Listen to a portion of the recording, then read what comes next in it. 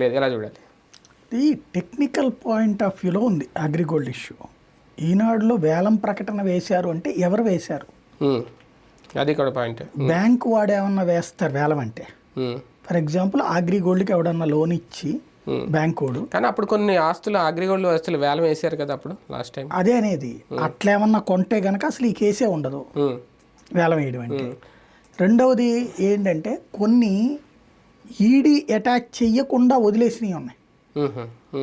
ED attach చేయకుండా ఉన్న వాటిని వేలం వేశారు. అవి ఇలాంటి వాళ్ళు కొనుక్కున్నారు.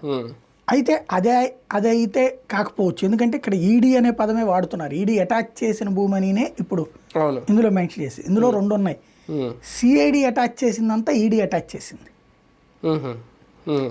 ఈడీ సపరేట్గా వచ్చి ఇక్కడ ఏం చేయలే. సిఐడి వాళ్ళు పట్టుకున్న దాన్నే ఈడీ అటాచ్ చేసింది. ఇక్కడ విషయం ఏంటంటే ఇందులో నాకు నవ్వొచ్చిన పాయింట్ అలా, దొంగ కేసు పెడితే డబ్బులు ఇచ్చినోడు అరెస్ట్ అయ్యాడు. ఎవరు దొంగ? అగ్రిగోల్డ్ చైర్మన్. అవును, పెట్టింది కేసు అతను. జనాలు దోచేశారు కాబట్టి ఆయన దొంగ.